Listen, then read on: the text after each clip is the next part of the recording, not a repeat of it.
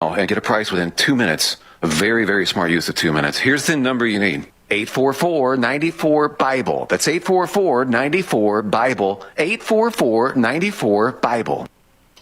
All right, it is 9:30, and with me this morning is Nancy Harold, and she's with Sacred Fire Living. Is that correct? Yes, that's our website, sacredfireliving.com. And Nancy is doing this once a month on the second Tuesday of each month, and she is a registered nurse. But also an herbalist. Yes. And today we're going to dispel some myths about herbs, right? Yep. Okay. Herbs and medicine, and allopathic medicine. First of all, I want to let people know all the information I'm going to share is not FDA approved and therefore not designed to advise, treat, diagnose, mitigate, dispel any disease. It's just general education, information, and mostly based on my opinion and research. And I do extensively research things. One of the most common myths that I find people get stuck in is you have to decide if you're going to use herbal medicine or you're going to use allopathic. These things are mutually exclusive, and you have to make a choice. You can't ever blend the two. And actually, there's a lot of ways you can blend the two. You got to know some basic ground rules. When people ask their doctor if they can take an herbal medicine, a lot of times that doctor is bound by the evidence-based medicine model. And what that means is if allopathic medicine doesn't have extensive research on it, he can't say anything. And so what you'll hear from him many times is there's no evidence that that works. The problem is there's been no evidence collected that that works. In the case of some things that are widely used, like elderberry, that we talked about on one of our earlier shows, it's not only been very well researched, but they still feel like they can't comment on it at risk of being censored or being blacklisted in some way. So physicians now, compared to the time that I started practicing in 1979, have a very different road to walk, and there's a lot of reasons for that. Not necessarily things we'll go into here because we want to talk about fact and fiction of medicine and herbs. But the bottom line is you can integrate these things. The thing that I tell people to do when you're looking at that is to stick with stuff that you can kind of see are foodstuffs. They double as foodstuffs. And so there your elderberry comes in. Other things in dandelion root. We use that in salads. That's an old-time foraging food. Slippery elm bark is one of those that was also used as a foraging food in Depression times and other things. So these are probably the safest things to enter in, and you might want to work with a practitioner who has some knowledge what's used as food, what's not, and see how you can safely combine those things. All right, and I would want to mention here that if you have a question or a comment or something, you can call us. The number is 468-5101. And we'd be happy to take your call. Yeah. You can text me too, 573-677-1001. I think in your first show we had somebody text us near the end of the show, but I was able to get that to you, that question, and you answered that for them, and so they can do that, 573-677-1001. Text us, but you're here for the education of people, right? Yes, and kind of let people know where's our guardrails here. I think as long as we stay within our guardrails, we got plenty to work with. There's a lot of things that it seems like when I do research in this country, it's very different from research done over in Europe or Asia or other parts of the world, because they look at things more holistically, where we kind of look at the symptom and the disease. We have this real narrow focus. The other reason it's probably good to have a working knowledge and what you can use with medicines. A lot of people are on a lot of medicines. In my opinion, many of these medicines are just given to treat symptoms caused by another medicine. It was given to treat symptoms caused by another medicine, and the week goes on. It's rather disconcerting. But the reason we might want to know some of these things is, we're living in a very complex world. China now currently has a lot of our pharmaceutical manufacturing. And I wonder what's going to happen with all of our weird supply issues that we've seen to date. What's going to happen if China decides they don't like us anymore? Well, we know they don't like us. Well, but what if they quit? Yeah. Yeah, they quit, making our medicine, Sure. supplying our medicine. So these things, might not be things you want to do long term. I'm not saying, one side is better than another. I think they both have unique uses. I like herbs for first aid. I like herbs for, when you're isolated or maybe on vacation. You can go to the grocery store if you know what you're looking for, and actually go to the spice rack section. We talked about that, medicine in your spice rack. And if you have a working knowledge of what you can do in a pinch, you can avert a lot of problems. So that's one of the falsehoods, that these two things can't be used together. I do tell people, if they're trying an herb for the first time, use the most mildest form of that botanical. And that a lot of times is a tea. Tea is what we call a water extraction. So it's metabolized pretty easily by the body. If it's not friendly, it'll be out of your system in a little while. And that's not to say that, let me digress here for a little while. Sometimes even really safe herbs, some people will have a reaction to, because we're all as unique as our fingerprints. So, for instance, I don't respond well to peas. Oh, me either. I can't hardly look at them. Well, I think I get a lot of stomach irritation, yeah. bloating, and, peas just don't normally agree with me a whole bunch. I have to be very selective in what I take in. Doesn't mean I don't like them. Doesn't mean they're not good food. But if you're that one person who has a negative response to something herbal, you might be inclined to think, oh, all herbs are bad. So I do tell people, be aware of how your body is responding when you try these things. And if you feel anything untoward at all, like any lightheadedness, dizziness, discomfort, just stop it. It's not worth pushing it. So they frequently ask you, are you allergic to anything? Right. And and I'm not. However, I've found out, I don't know, several years ago, that if I eat cilantro, that I get sick. Well, there you go. And I don't know that I'm actually allergic to it, but it makes me sick. and I looked it up, and they said that very, very small percentage of the population is actually allergic. I don't even know if it was allergic, but So I tried to avoid cilantro. That makes sense, and you don't have to have a full-blown allergic response to have a negative effect from something. Yeah. And if you have that negative effect, whether it's from herbs or, in my opinion, even the medicine, you better be communicating with somebody. Mm-hmm. A lot of people endure their side effects without ever talking to their doctor, and that's tragic. And then there are some doctors who say, well, just deal with it, and they won't even try anything else, and that, to me, is more tragic. But, you need to pay attention to how your body's responding. I recall, there's actually probably 1% of the population that's allergic to Benadryl. I mean, full-blown allergic response. Now, whether they're allergic to the diphenhydramine, which is the active ingredient, or they're allergic to, say, magnesium stearate that is packaged in, or whatever, they're still allergic. It doesn't matter. If you're that 1%, it matters, Sure, yeah. So, that's just something, a little pearl of wisdom to carry with you. I like the other myth dispelled is herbal medicines just don't work. Well, I have a lot of testimony and a lot of experience to say the opposite. Some cases I have found, it's just an experiential thing, I find they work actually better than some of the prescription medications.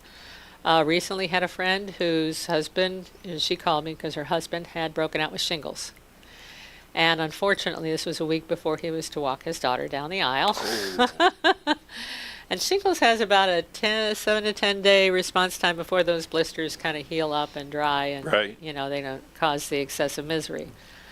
But I suggested she try some witch hazel. Witch hazel, I came across a study years ago that talked about witch hazel possibly even unwinding the DNA of shingles and some herpes simplex, the fever blisters we get on our mouth.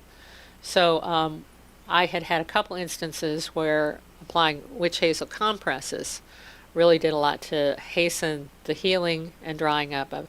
Now she says, if it's 5 days before we figured this out. I know they usually give an antiviral, for shingles, but if you haven't had anything else, there's really not much they'll do for you. Am I right? And I said, well, from what I know, your assessment is spot on. But I said, you might try this. And this is the second instance where I suggested it could be beneficial. And the shingles blisters actually resolved in, say, half to 3/4 of the time that they usually would. I think he was pretty much dried over in about 5 days, which is almost never happens. And that's the second time that's occurred with somebody I knew. So the other thing that comes to mind is corn silk. As someone who worked in the ER and dealing with a lot of emergencies that were more immediate than my needs to relieve nature, I was subject to a lot of bladder infections. Because part of what avoids bladder infections is using the bathroom as often as you need to. And that wasn't always possible when you have somebody standing there who's in critical condition. Right. So after a while, the really scary thing was the medicines were taking longer and longer and longer to work, the antibiotics. And the saving grace for me was something as simple as corn silk. Corn silk is an old folk remedy for bladder infections, UTIs. And I've had 8 instances now that people have reported back to me who've tried corn silk after finding out this, receiving this information, have gotten back to me and says, I can't believe this. I'm symptom-free in under an hour. None of the antibiotics that I've taken will do that. Now, should they follow up with an antibiotic? Probably wouldn't be hurt to check in with their doctor and get some testing done. I'm not advocating this in lieu of everything else. But they got relief. And for anybody who's ever had a bladder infection, they're not comfortable. Interestingly enough, I had a story last week that some medical somewhere they said for women to prevent the UTIs, drink water instead of sodas or coffees or whatever. Drink water. I was like, whoa, they went way out there to find that, didn't they? Yeah. Yeah. Well, not a botanical, but definitely better than the sodas and the coffee. Well, sure. Yeah. The other thing I want to kind of dispel is herbs are natural and therefore they're always safe. Not so much. So I've talked about this before, and it's one of the first things we address when we do our basic herbalism course is the category of what botanicals and how you determine what that is. Like I mentioned earlier, the food stuff. Anything that we take with food stuff, we can usually be pretty generous, a little more useful. We can use it with more frequency and larger amounts than we do with some other things. So that's one category. This kind of follows the Chinese medicine model. But food stuff would be the safest category. And, parsley root comes in there as kind of an emergency potassium-sparing diuretic, believe it or not. So these are things we're putting in our foods or using as foods. There's actually, I think, a Hispanic recipe for corn silk soup that is used. Somebody was telling me about it. It's like, oh, my mom used to make corn silk soup, and I never knew why that she was keeping us all healthy. So that was something that I want to talk about. But when we talk about the safest category is, of course, foodstuffs. After that, it's still a safe category, and some of them cross into foods like oat straw. We eat oatmeal. We eat oat products. We use oats for bathing with chicken. It used to be an old chicken pox remedy to take an oatmeal bath. But they have a tendency they're called tonifying herbs because they have a tendency to stay in the system a little longer and build up. So they work over time. And so oat straw is one of those things that gets to be a tonifying herb. Clover, I love to take a pinch of red clover and put it on salads just for color. But tonifying herbs, it does fall into that category. Red clover does. And there's even a cautionary tale that if you've had a bout of breast cancer that is rapidly forming due to estrogen, clover carries a certain amount of what we call phytoestrogen, and so natural estrogen, and therefore you need to be cautious about using that. So a little more discretion is required. Then you cross the line that deals into sedating and stimulating herbs. I had to think for a minute. Coffee is actually falling into that category. A lot of herbalists don't like coffee because you need more and more of it to get its effect. That's the category of stimulating and sedating herbs. So people use valerian a lot. We'll find a lot of times they need, for sleep, we'll need more and more valerian to sleep. And so you use those yet with more caution.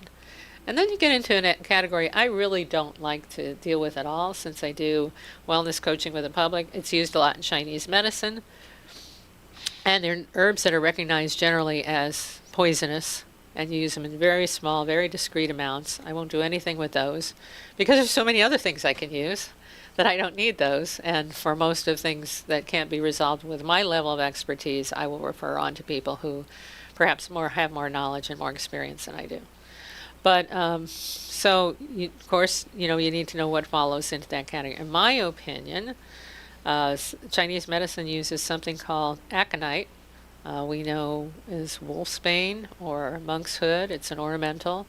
There's even been cautionary tales about handling the roots because it can get into your system. It's toxic to mammals. It's called wolfsbane because back in Europe, they actually used to use it and put it in sections of meat to keep the wolf population down. It would kill the wolves. Oh. So it kind of has that toxic effect across the board with all mammals. But, you won't see me using wolfsbane. And like I said, there's a lot of other things I can use. The other falsehood, I think, is that herbal medicines are expensive. And there's no doubt, if you have a long supplement list and you're not making your own, you can, invest a fair amount of money in botanicals. I think we also invest a fair amount of money, though, in pharmaceuticals. Yeah, duh. A fair amount or I'm kind of extensive amount. Extensive amount. I mean, depending on insurance and different things, Yeah. they can be quite expensive.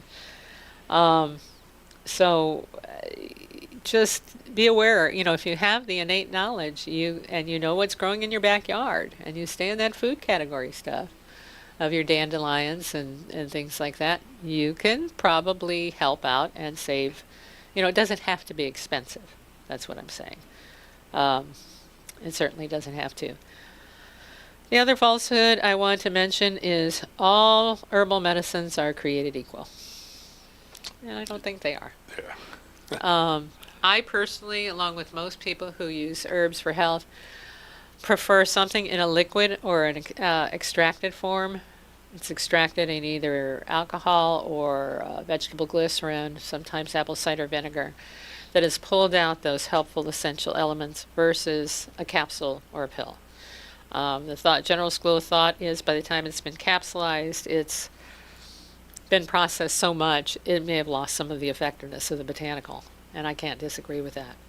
So, it's good to know what you're working with. If you're going to advance from teas to, say, extracts or another herbal supplement, there's really only a couple things that I will use as a supplement, slippery elm being one of them. I just think that the liquid extracts are more readily absorbed, and you have also an advantage of getting them when other things have not been added to them in the process. Be aware of your labels. Read your labels. A lot of things that are processed in encapsulated form contain maltodextrin, which is maltodextrin. Yes, there's been a lot published on this recently.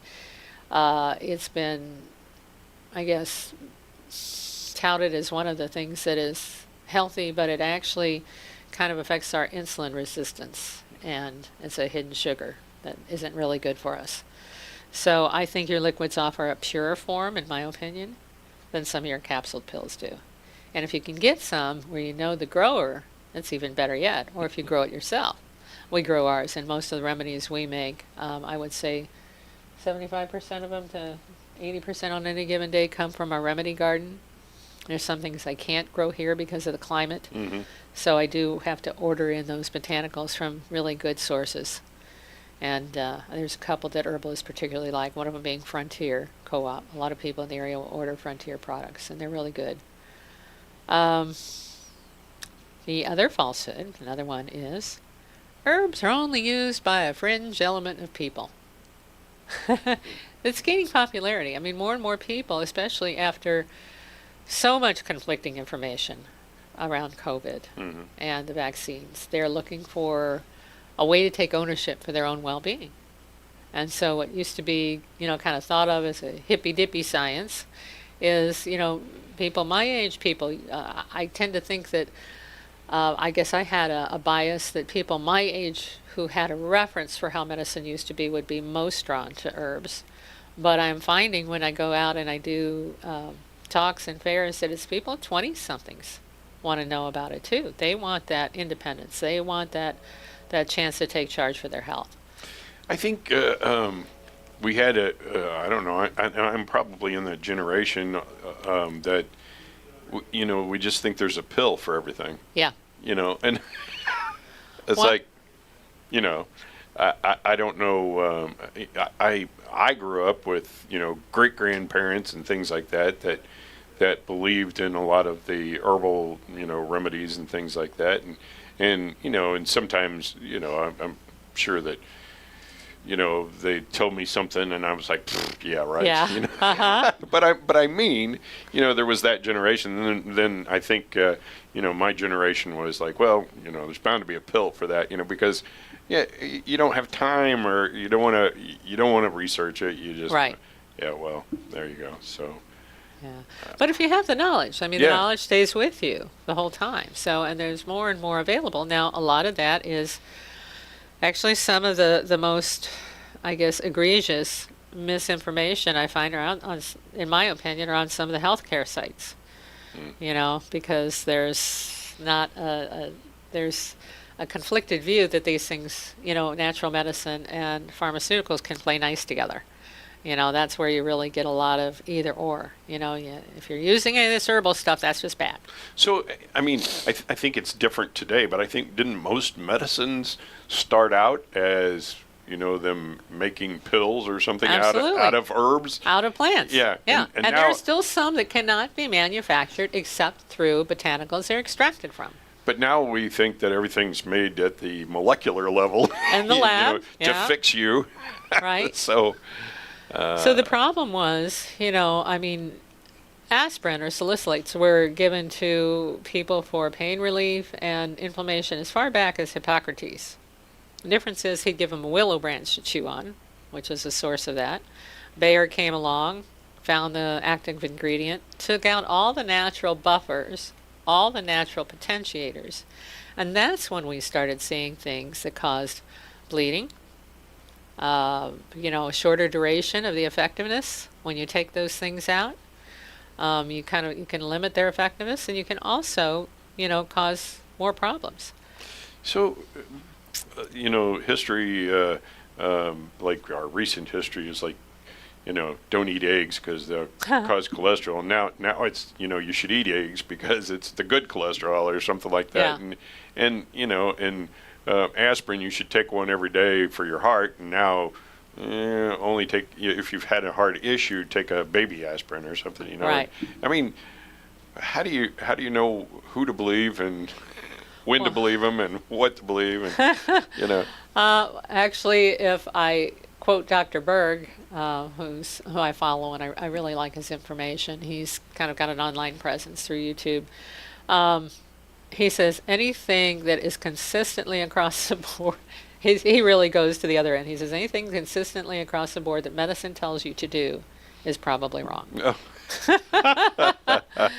So, it is a little confusing. It's hard to discern. I think we need to get back to a point of trusting, our own instincts. We've become a society of experts. Yeah. And if an expert doesn't lay a healing hand upon it, when I work with someone, I absolutely tell them anything I'm going to share with you, if it does not feel right to you or disagrees with you in any way, let me know or quit using it. Let's try something else. There's so many things that we can do. We have such a society of whatever, follow the money. Yeah. Yeah. And, is there, I'm sure there's money to be made in herbal products and stuff like that, but it's not the billions of dollars that some of the, the pharmaceuticals cannot patent some things because they've been around so long. Sure. Aspirin being one of those. So anything you can't make a patent on, you can't make the big time money on. So I will not, dispel the fact that money plays into it heavily. we're kind of under the gun here for Yeah, time. well. So one of the things I wanted to make sure that people knew, we tend to think that only allopathic medicines are safe. And yet I look at things where certain pills have, Xarelto is one thing that comes to mind, a common blood thinner, has a tort settlement, which means harm was done for $775 million that were settled with people injured by this drug. And yet the FDA hasn't pulled it. It's still available. There are lawsuits pending against another common blood pressure medicine, lisinopril. I cringe at some of these things. And so even the ones that carry what they call black box warnings or box warnings, meaning you shouldn't take this under certain conditions, I think because we've become so laissez-faire, so, whatever, that the FDA can, kind of turn away. We also look at things, doctors aren't paying attention as much to the black box warnings. It's like, oh, well. I had two women, elderly women, who called me, and they were both very astute on their condition. Their doctor had given them something that carried, and these were in different states, about 3 weeks apart. Their doctor had given them a series of drugs that carried black box warnings not to be given to anybody over 60. And guess what? They were both over 60. And they said, what do I do here? What can be done? So I made some herbal recommendations. They said, you definitely need to get a hold of your doctor, talk about this with him, see what else can be done. The herbal things were like first aid stuff and that sort of thing to mitigate some of the symptoms or just help them be more comfortable. Doesn't mitigate symptoms. I can't say that. But, yeah. But we have the drugs they advertise on TV, may cause, high blood pressure, may cause death, fainting or whatever. Yeah. And anal leakage. And yeah. But up to and including death. And I'm thinking, yeah, that's what I want to take. Yeah, so unfortunately, I think there's a misguided perception that among a certain member of the population that if I do only what my doctor says and I never question it, and I do this regardless of any of the warnings, that it'll still be okay. And I think we need to be very aware, very comfortable approaching our physician. And if your physician responds with, well, just do what I say, and there are those out there, it's time to find another physician, in my opinion. All right. So, the other thing, I think one of the falsehoods I want to bring it, on the other hand, there's many, many, many herbs that receive far more in-depth research on their efficacy and their side effects, even than some pharmaceuticals. I mentioned before there was over 130 studies done on elderberry. I think just to kind of disprove its effectiveness, but oddly enough, they were things that bore out consistently across the board. So, understand that. So that we're finding out that this stuff is good for you, so we need to do another study. Yeah, right. To disprove that. Well, what I kind of look at, I actually review things through government websites, NIH, because I kind of want to know what they're saying about things. And what I really have found as a trend and a pattern, in my opinion, is that if they give a nod to something being helpful in the herbal botanical realm, they're trying to figure out a way to monetize it. Yeah. Wow. But they can't deny that, Mullen came to light as far as efficacy in fighting, potentially being helpful in treating TB. So that's something that they won't quite go out on that limb and say, we need to use this as a medicine because, again, they haven't figured out how to monetize it. Okay, we're running out of time. Do you have any programs coming up? How do people get a hold of you? You can go to the website, thesacredfireliving.com. Phone number to check on programming is 573-732-5053. And we do have a program. It's on our website. We're going to talk about the collections, storage, and play, and actually gather herbs from plants. Gather the effective parts. That's coming up October 22nd, and you can enroll on that on the website. And you actually can tell people what to grow in your garden, right? Yeah. We'll talk a little bit about that when we do our herb collection, and I'm going to be giving away free seeds for some medicinal plants and too. How to harvest that for this purpose. Yeah. All right. Okay. Well, sounds good, Nancy. We'll talk to you again next month. Yep. The second Tuesday of next month. Yep. and we'll look forward to that. That sounds great. All right, that's Nancy Harold with Sacred Fire Living. It is 59 degrees right now at the studios of KTUI. We are AM 1560 KTUI Sullivan. You can pick us up on YouTube and the TuneIn app, and it is 10 o'clock. News is coming up here. Stay tuned. USA News, I'm Corey Myers. Robert F. Kennedy Jr., initially a Democratic presidential candidate, has announced his bid for the White House as an independent. Addressing his supporters in Philadelphia, Kennedy Jr. revealed his decision to switch parties. The country is